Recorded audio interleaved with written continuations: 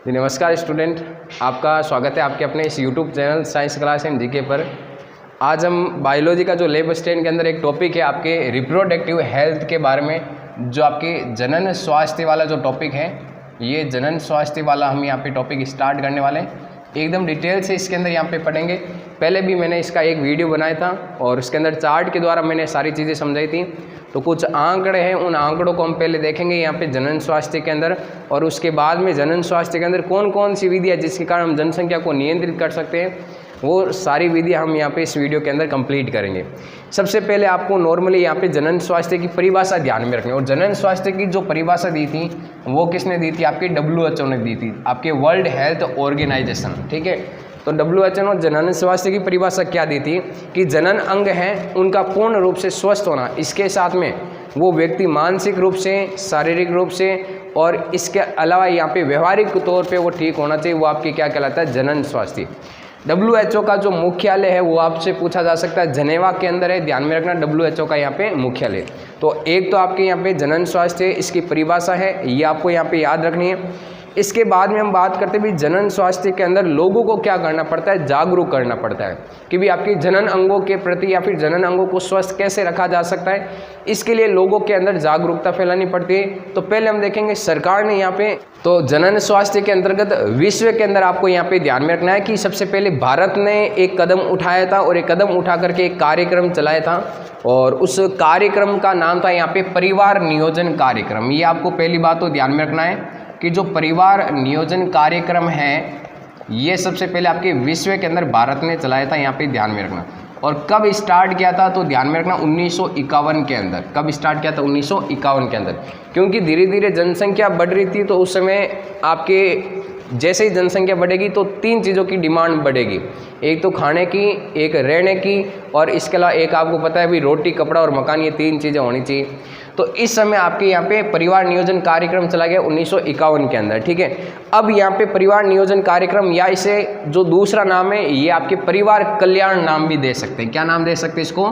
परिवार कल्याण नाम भी इसको हम यहाँ पे दे सकते हैं। अब ध्यान में रखना, इसका मेन जो मुख्य नारा था, वो मेन मुख्य नारा क्या था यहाँ पे? हम दो हमारे दो।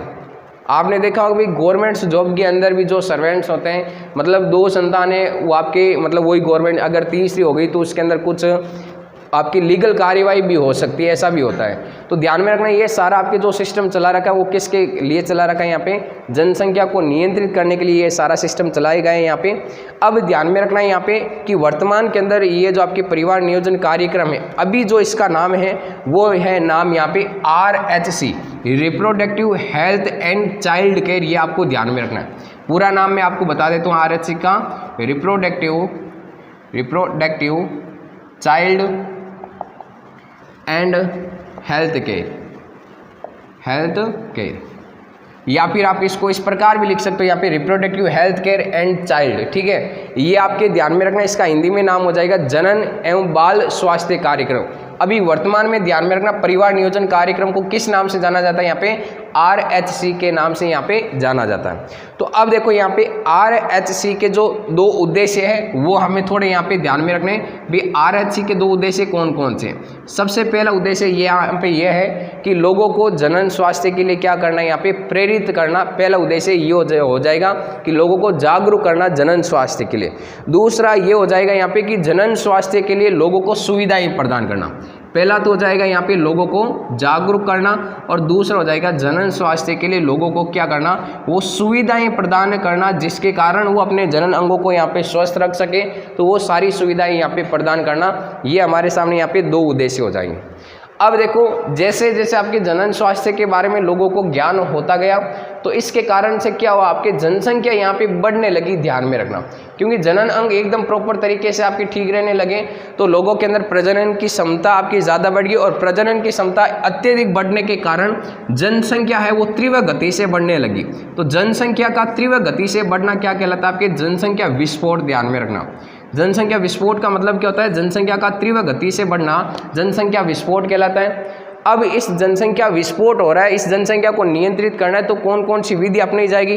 तो सबसे पहले हम यहाँ पे जनसंख्या के कुछ आंकड़े दे रखे हैं। एक तो यहाँ पे विश्व के संदर्भ में दे रखे हैं और एक आपके यहाँ पे भारत के संदर्भ में जो आपके आंकड़े दे रखे हैं जनसंख्या के, वो हम यहाँ पे देख लेते हैं। सबसे पहले आपको ध्यान में रखना है कि सन 1900 के अंदर, ये विश्व के आंकड़े मैं आपको बता रहा हूँ यहाँ पे, सन 1900 के अंदर जो आपकी विश्व की जो आपकी जनसंख्या थी वो लगभग आपके 2 अरब थी। कितनी थी यहाँ पे? लगभग आपके विश्व की जनसंख्या कितनी थी यहाँ पे? 2 अरब।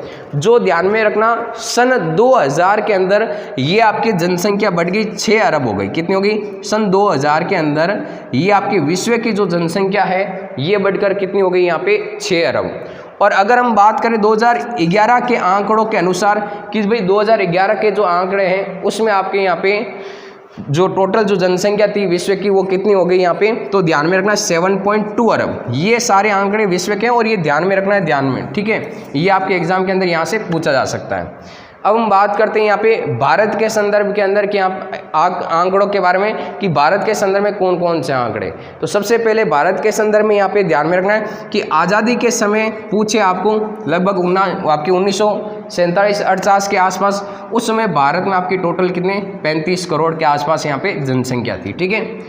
अब धीरे धीरे आपके जैसे जैसे यहाँ पे ईयर्स बढ़ते गए तो आपकी जनसंख्या और तेज गति के साथ में यहाँ पे बढ़ने लगी।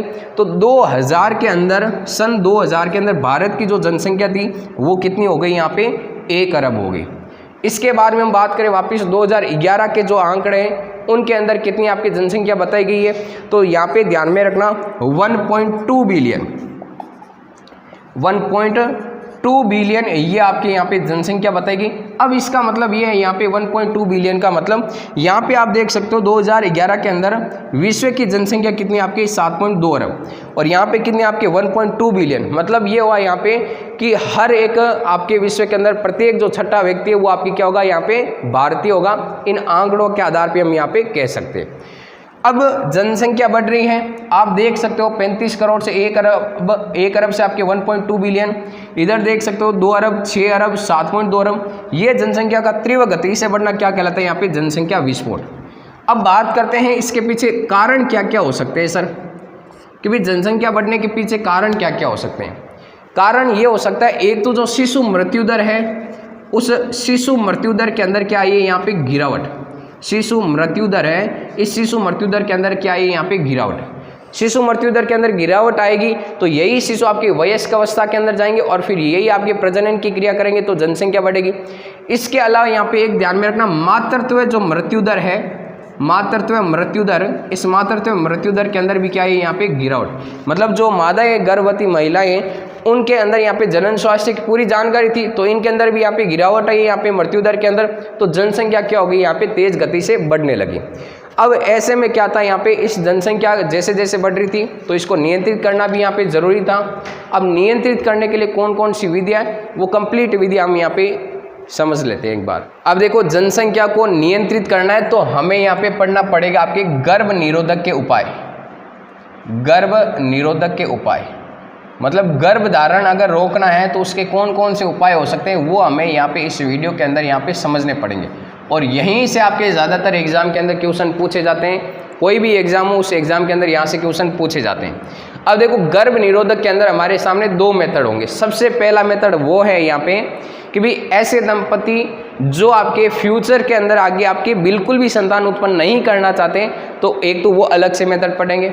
दूसरा मेथड ये होगा हमारे सामने, कुछ ऐसे दंपति जो कुछ सालों के बाद में संतान उत्पन्न करना चाहते हैं लेकिन वर्तमान के अंदर वो संतान उत्पन्न नहीं करना चाहते हैं तो उनके लिए मेथड रहेगा। तो सबसे पहले हम बात करेंगे ऐसे दंपति जो आपके 1-2 साल मान लो या फिर 3-4 साल मान लो आपके संतान उत्पन्न नहीं करना चाहते लेकिन उसके बाद में संतान उत्पन्न करना चाहते हैं तो वो आपके जो मेथड अपनाएंगे वो मेथड होगा यहाँ पे अस्थायी मेथड। मतलब हम इसको कह सकते हैं यहाँ पे टेम्पररी विधि कह सकते हैं, ठीक है, टेम्पररी मेथड कह सकते हैं। और कुछ ऐसे दंपति जो अब फ्यूचर के अंदर आपके संतान उत्पन्न नहीं करना चाहते तो उनके अंदर जो मेथड होगा वो कौन सा होगा? यहाँ पे स्थायी मेथड होगा या फिर हम इसको कहते हैं यहाँ पे स्थायी विधि कहते हैं, ठीक है। अब देखो, सबसे पहले आपकी स्थायी विधि या फिर आपकी यहाँ पे परमानेंट मेथड इसको हम कह सकते हैं। सबसे पहले इसको मैं यहाँ पे परमानेंट मेथड को समझा देता हूँ इस वीडियो के अंदर। सबसे पहले देखो परमानेंट मेथड के अंदर हमारे सामने दो चीज़ें आती है और ये दोनों चीज़ें यहाँ पे ध्यान में रखना इंपॉर्टेंट है। आपके एग्जाम के अंदर यहाँ से क्वेश्चन पुटअप हो सकता है डायरेक्ट। क्या है यहाँ पे आपके परमानेंट मेथड के अंदर, इसकी यहाँ पे डेफिनेशन क्या बताई थी मैंने भी, ऐसे दंपति जो फ्यूचर के अंदर बिल्कुल भी संतान उत्पन्न नहीं करना चाहते वो कौन सा मेथड अपनाएंगे, आपके स्थायी विधि अपनाएंगे। क्योंकि भाई जब आपके पूरा आपकी स्थायी विधि अपनाएंगे तो आपकी जनसंख्या भी कंट्रोल हो सकती है।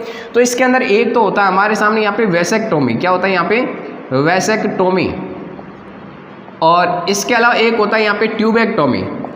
ट्यूबेक्टोमी ये हमारे सामने दो मेथड है यहाँ पे ध्यान में रखना, वैसेक्टोमी और ट्यूबेक्टोमी। वैसेक्टोमी को हम हिंदी में कहते हैं यहाँ पे शुक्रवाहिका विच्छेदन, शुक्रवाहिका विच्छेदन, ये हो गया हमारे सामने एक मेथड। दूसरा जो मेथड है इसे हम कहते हैं यहाँ पे अंडवाहिनी विच्छेदन, अंडवाहिनी विच्छेदन। अब पहली बात तो एग्जाम के अंदर डायरेक्ट जो क्वेश्चन आपके पुटअप होता है वो ये होता है यहाँ पे कि वैसेक्टोमी मेथड किस में अपनाया जाता है, तो नर के अंदर यहाँ पे ध्यान में रखना वैसेक्टोमी मेथड अपनाया जाता है। मादाओं के अंदर जो मेथड अपनाया जाता है वो आपके कौन सा होता है यहाँ पे, तो ध्यान में रखना ट्यूबेक्टोमी, और ये किस में होता है यहाँ पे मादाओं के अंदर। मतलब इनको अगर हम यहाँ पे आम भाषा के अंदर बात करें तो इसे हम यहाँ पे नर नसबंदी कह सकते हैं, और सॉरी आपके पुरुष यहाँ पे नसबंदी, और ये आपके मादा नसबंदी हो जाएगी इसके अंदर, ठीक है। अब इसके अंदर होगा क्या, पहली बात तो डायरेक्ट क्वेश्चन यही पूछा जाता है आपके नर के अंदर आपकी कौन सी विधि, वैसेक्टोमी, मादा के अंदर कौन सी विधि यहाँ पे ट्यूबेक्टोमी। ये दोनों कौन सी विधि आपके स्थायी विधियाँ जो आपके फ्यूचर के अंदर आपकी संतान बिल्कुल भी उत्पन्न नहीं करना चाहते।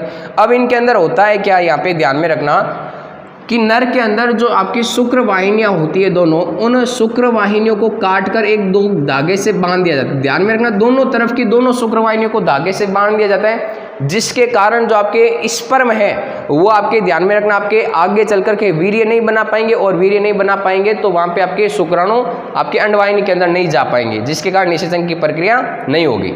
और ट्यूबेक्टोमी है ये आपके अंडवाहिनी विच्छेदन, ये आपके मादाओं के अंदर विधि अपनाई जाती है, और इसके अंदर दोनों तरफ की जो अंडवाहिनियाँ होती है, जैसे कि मादा के अंदर यहाँ पे हम देख सकते हैं नॉर्मली डायग्राम के द्वारा भी यहाँ पे कि आपकी ये जो आपकी अंडवाहिनियाँ होती है यहाँ से आपके काट कर इनको धागे से बांध दिया जाता है, जिसके कारण यहाँ पे जो आपके अंडाशय होंगे उन अंडाशय जैसे आपके अंडाणु का निर्माण होगा तो वो अंडवाहिनी में आपके आगे नहीं जा पाएंगे, और यहाँ से आपके शुक्राणु नहीं जा पाएंगे, जिसके कारण यहाँ पे निषेचन की प्रक्रिया नहीं होगी। तो ये मेथड आपको यहाँ पे विशेष तौर से यहाँ पे ध्यान में रखना कि ट्यूबेक्टोमी है ये किस में अपनाया जाता है, आपके मादाओं के अंदर अपनाया जाता है, और इसके अंदर क्या किया जाता है यहाँ पे दोनों तरफ की अंडवाहिनियों को काट कर वहाँ से धागे से बांध दिया जाता है। तो ये हमारे सामने ट्यूबेक्टोमी। लेकिन आपको पता है भाई समाज के अंदर यहाँ पे पुरुष अपने को महान मानता है, तो आपकी नर नसबंदी कौन कराएगा, कोई नहीं करवाता है, और सिर्फ कौन करवाती है यहाँ पे स्त्रियों के अंदर नसबंदी की जाती है, आपकी ट्यूबेक्टोमी मेथड यहाँ पे अपनाया जाता है। अब हम बात करते हैं यहाँ पे अस्थायी मेथड के अंदर, ठीक है। स्थायी मेथड दो ही हैं, अब हमारे सामने बात करते हैं अस्थायी मेथड।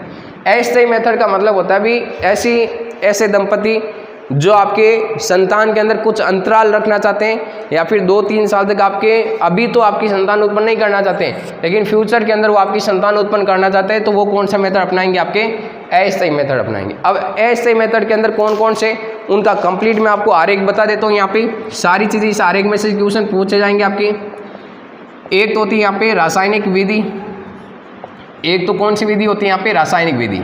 ध्यान में रखना रासायनिक विधि के अंदर कुछ रसायनों का प्रयोग किया जाता है, जिसको वेजाइना वाले भाग के ऊपर लगा दिया जाता है, योनि वाले भाग के ऊपर लगा दिया जाता है, और जिसके कारण शुक्राणु क्या हो जाते हैं यहाँ पे नष्ट। तो उन्हें हम यहाँ पे शुक्राणुनाशी के नाम से जानते हैं, और ये बाजार के अंदर भी आपको आसानी से दुकानों के ऊपर क्या हो जाएंगे, उपलब्ध हो जाएंगे। इसके बाद में हमारे सामने जो नेक्स्ट है वो है यहाँ पे यांत्रिक विधि। यहाँ से क्वेश्चन आपके पुटअप होने के चांस बनते हैं। यांत्रिक विधि, या फिर इसको हम यहाँ पे ध्यान में रखना यहाँ पे अवरोधक तरीका कह सकते हैं। क्या कह सकते हैं इसको, अवरोधक तरीका। अब देखो यहाँ पे यांत्रिक विधि, यांत्रिक विधि का मतलब क्या होगा, कोई ना कोई उपकरण है, उस उपकरण को यहाँ पे ध्यान में रखना आपके यूज किया जाता है, या फिर हम कह सकते हैं यहाँ पे कोई ऐसा मेथड है जिसको यूज किया जाता है। जैसे कि हम यहाँ पे बात करेंगे इसमें आपकी यांत्रिक विधि के अंदर, एक तो मेल के अंदर बात करेंगे और एक किसके अंदर बात करेंगे, यहाँ पे फीमेल के अंदर। और मेल के अंदर आपको पता होगा यहाँ पे कंडोम का रखना, कंडोम का यूज किया जाता है, और फीमेल के अंदर यहाँ पे ध्यान में रखना एक तो यहाँ पे गर्भाशय, पूरा नाम लिख देता हूँ मैं यहाँ पे, गर्भाशय ग्रीवा, या फिर हम कह सकते हैं यहाँ पे डायाफ्राम का यूज किया जाता है, ठीक है। ये आपके फीमेल के अंदर यहाँ पे उपकरण आते हैं। इसके अलावा यहाँ पे देखो आपके मेल के अंदर कॉन्डोम का यूज और फीमेल के अंदर यहाँ पे गर्भाशय ग्रीवा और डायफ्राम, इनके बारे में नॉर्मली आपको जानकारी भी होगी। तो थोड़ा फीमेल के और आपके मेल के अंदर ये जो आपके अवरोधक यूज किए जाते हैं इनके बारे में थोड़ा डिफरेंस मैं बता देता हूँ। ध्यान में रखना, जो कॉन्डोम है इसको एक ही बार यूज लिया जाता है, लेकिन गर्भाशय ग्रीवा या फिर आपके जो डायफ्राम है इसको हम यहाँ पे एक से अधिक बार यूज ले सकते हैं। ध्यान, तो ये दो मेथड आप यहाँ पे ध्यान में रखना, ठीक है। एक बार मैं इसको क्लीन कर देता हूँ, बाकी आगे चलते हैं इससे आगे। अब देखो यांत्रिक विधि हो गई। यांत्रिक विधियों के अंदर एक आता है हमारे सामने यहाँ पे IUD। पहली बात तो इसका पूरा नाम यहाँ पे ध्यान में रखना। IUD का मतलब होता है यहाँ पे इंट्रा यूटेरिन डिवाइस। इसका मतलब ये होता है कि इंट्रा यूटेरिन या फिर यूट्रस भी कह सकते हो यहाँ पे, ठीक है। और हिंदी में इसको कहा जाता है यहाँ पे अंतः गर्भाशय युक्ति। इसका मतलब ये होता है यहाँ पे भी कुछ ऐसे उपकरण हैं जिनको मादा के योनि वाले, तो अंतः गर्भाशय युक्ति है जिनको आपके मादा की योनि के अंदर स्थापित कर दिया जाता है, ठीक है। और IUD हमारे सामने 3 प्रकार के होते हैं और ये तीनों प्रकार आपको यहाँ पे ध्यान में रखने हैं। अब तीनों प्रकार में सबसे पहला जो प्रकार है वो है यहाँ पे औषधि रहित। कौन सा है यहाँ पे? औषधि रहित, जिसमें किसी भी प्रकार के केमिकल का यूज़ नहीं किया जाता है, वो आपके औषधि रहित IUD होते हैं। और इसके अंदर जो आपके उदाहरण लिया जाता है वो आपके लिपेस लूप।